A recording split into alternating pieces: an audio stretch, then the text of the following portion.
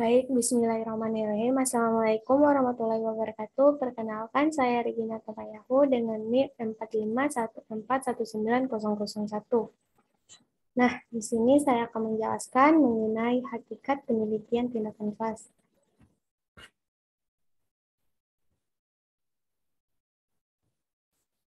Pengertian.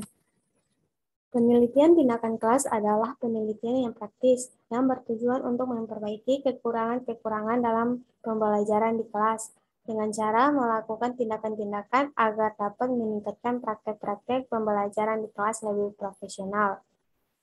Penelitian tindakan kelas juga pertama kali diperkenalkan oleh Carl Leavitt pada tahun 1946, ahli sosial di Amerika. Di Indonesia baru dikenal pada tahun 1980.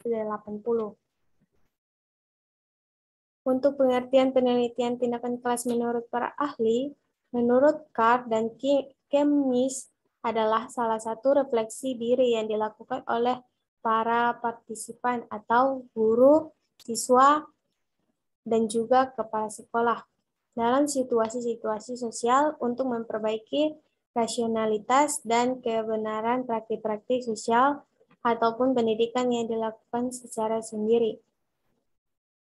Penelitian tindakan kelas menurut Mills adalah sistematik inquiry yang dilakukan kepala sekolah, guru, atau konselor untuk mengumpulkan informasi tentang berbagai praktek yang dilakukannya.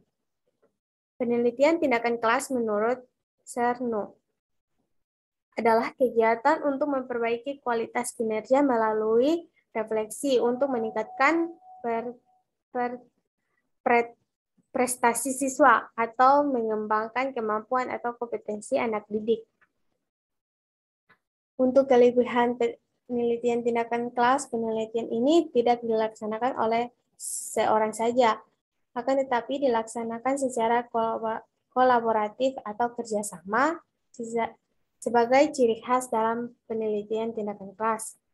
Memungkinkan dapat menghasilkan sesuatu yang lebih kreatif dan inovatif. Hasil yang diperoleh dapat secara berlangsung diterapkan oleh guru. Hasil atau simpulan adalah hasil kesepakatan semua pihak, khususnya guru peneliti dengan mitra. Hal ini dapat meningkatkan validitas dan reliabilitas hasil penelitian. Untuk keterbatasan penelitian tindakan kelas adalah aspek atau peneliti atau guru itu sendiri.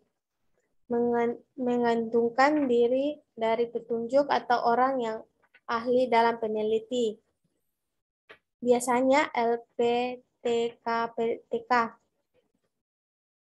berangkat dari masalah praktis yang dihadapi guru. Jadi simpulan yang dihasil tidak bersifat universal yang berlaku secara umum atau penelitian tindakan kelas bersifat situasional dan kondisional. Bersifat longgar yang kadang-kadang tidak menerapkan prinsip metode ilmiah secara ajak. Jadi, banyak orang meragukan penelitian tindakan kelas sebagai suatu kerja penelitian yang ilmiah. Asas-asas penelitian tindakan kelas. Untuk tujuan utama bukan menemukan atau menganalisasikan, akan tetapi memperbaiki proses pembelajaran dengan demikian. Dalam proses pengumpulan data, analisis data, pengambilan kesimpulan sangat situasional sesuai dengan keadaan tertentu dengan bersifat subjektif. Nah, untuk validitas dalam penelitian tindakan kelas ada dua. Yang pertama, lebih ditekankan pada keajengan alat ukur sebagai instrumen penelitian. Yang kedua adalah keajengan proses penelitian seperti yang disyaratkan dalam penelitian kualitatif. Untuk reliabilitas dalam penelitian tindakan kelas, yaitu untuk menjaga tingkat tingkat reliabilitas hasil peneliti. Dalam penelitian tindakan kelas, peneliti bisa menyajikan data apa adanya, misalnya dengan menyajikan rekaman tentang pembelajaran yang berlangsung dan membandingkannya dengan data yang dikumpulkan melalui instrumen yang berbeda. Nah, untuk tipe penelitian tindakan kelas ada 4. Guru sebagai peneliti, penelitian kolaboratif, penelitian tindakan kelas simultan terintegrasi, dan yang terakhir penelitian tindakan kelas administrasi sosial. Nah, untuk guru sebagai peneliti di sini dalam PTK, bentuk ini atau tipe ini, guru mencoba mencari masalah sendiri untuk dipecahkan melalui penelitian tindakan. Walaupun melibatkan pihak lain pada penelitian seperti ini, peranan pihak tersebut tidak dominan. Keterlibatan pihak lain dari luar hanya bersifat konsultatif dalam mencari dan mempertajam persoalan-persoalan pembelajaran yang dihadapi guru yang dipandang layak untuk dipecahkan melalui penelitian tindakan kelas. Untuk penelitian tindakan kelas kolaboratif dalam tipe ini, hubungan guru sebagai peneliti dengan dosen bersifat kemitraan, sehingga mereka dapat duduk bersama untuk memikirkan persoalan-persoalan yang akan diteliti melalui penelitian tindakan kelas. Dalam proses penelitian tindakan kelas kolaboratif, bukan hanya pihak dari luar yang bertindak sebagai inovator. Guru juga dapat melakukannya melalui kerjasama dengan dosen perguruan tinggi.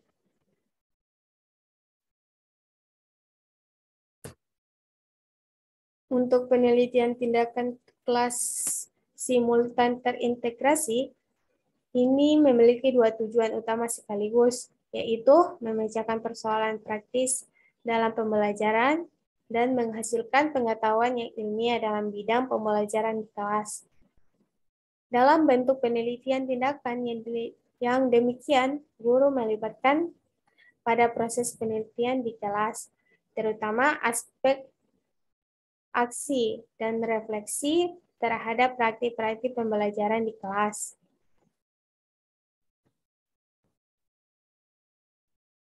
Untuk penelitian administrasi sosial eksperimental, penelitian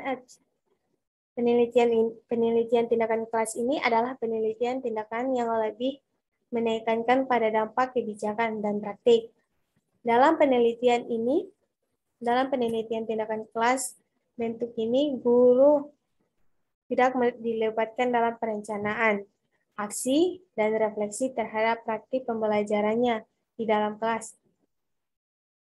Nah, jadi guru tidak banyak memberikan masukan pada proses penelitian yang berbentuk seperti ini.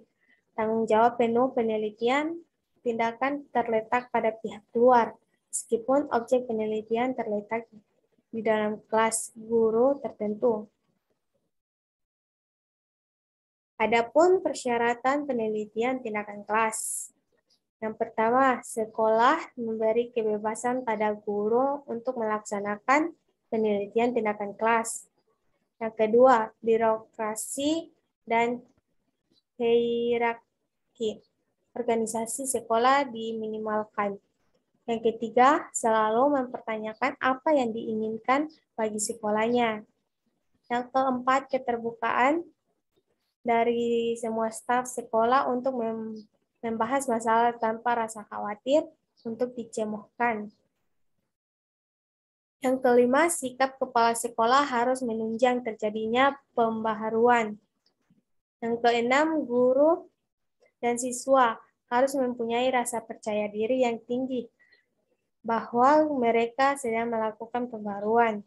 Dan yang terakhir, guru harus siap menghadapi konflik karena sesuatu yang baru biasanya menghadapi berbagai tantangan.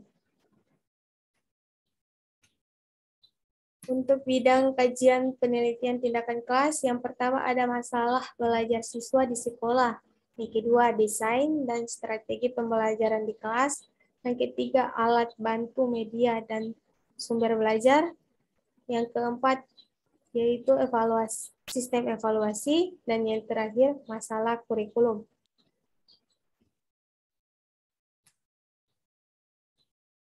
Untuk ciri-ciri penelitian tindakan kelas menurut Suharsini Arikunto. Penelitian tindakan kelas merupakan kegiatan yang nyata untuk meningkatkan mutu pembelajaran berbasis masalah. Yang kedua, merupakan tindakan oleh guru kepada siswa. Yang ketiga, tindakan harus berbeda dari kegiatan biasanya. Yang keempat, terjadinya dalam siklus berkesinambungan atau minimum 2 siklus. Yang kelima, ada pedoman yang jelas secara tertulis bagi siswa untuk dapat mengikuti tahap demi tahap. Yang keenam, ada unjuk kerja siswa sesuai pedoman tertulis dari guru. Ciri penelitian tindakan kelas yang ketujuh ada penelusuran terhadap proses dengan pedoman pengamatan. Yang kedelapan ada evaluasi terhadap hasil dengan instrumen yang relevan. Yang kesembilan, ada keberhasilan tindakan dilakukan dalam bentuk refleksi, melibatkan siswa yang dikenai tindakan. Dan ciri yang terakhir adalah hasil refleksi harus terlihat dalam perencanaan siklus berikutnya.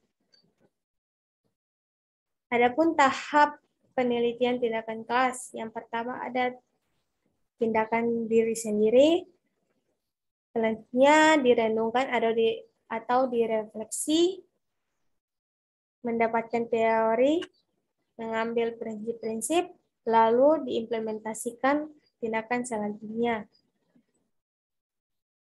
Adapun kesalahan umum penelitian tindakan kelas atau hanya berupa pembelajaran biasa, menurut Soeharjono.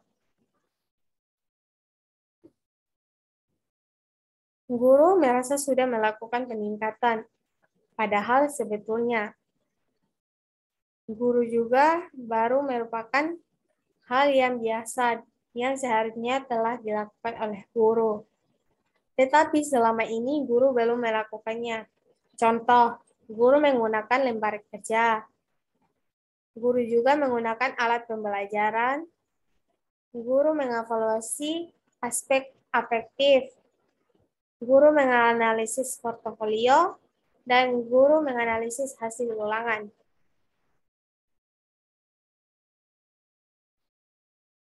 Ada 3 tujuan penelitian tindakan kelas. Yang pertama, peningkatan praktik. Yang kedua, pengembangan profesional. Yang ketiga, peningkatan situasi tempat praktik yang berlangsung.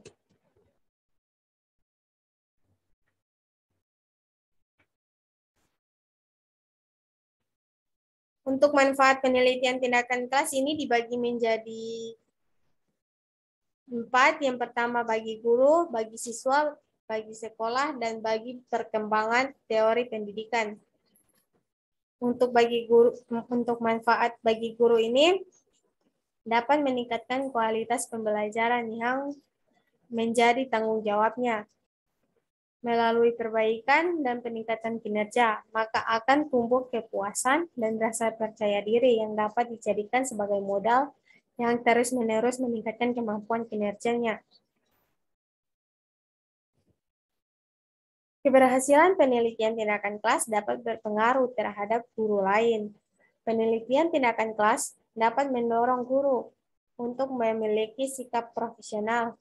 Dan manfaat penelitian tindakan kelas bagi guru yang terakhir, yaitu guru akan selalu mengikuti kemajuan iptek.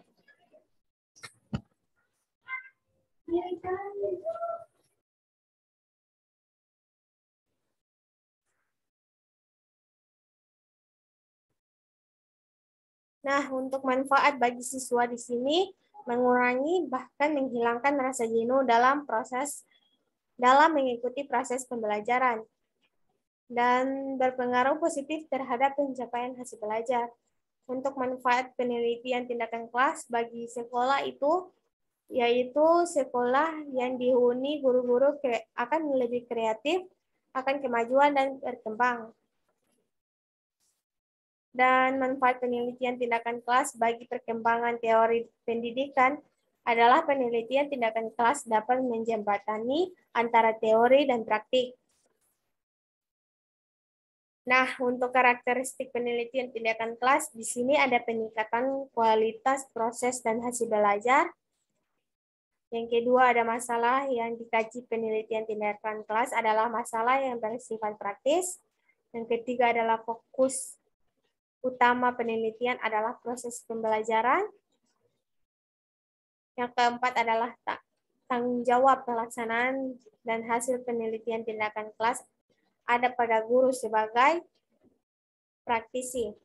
Dan yang terakhir, penelitian tindakan kelas dilaksanakan sesuai dengan program pembelajaran yang sedang berjalan. Mungkin itu yang dapat saya sampaikan. Wabillahi taufiq wal hidayah. Wassalamualaikum warahmatullahi wabarakatuh.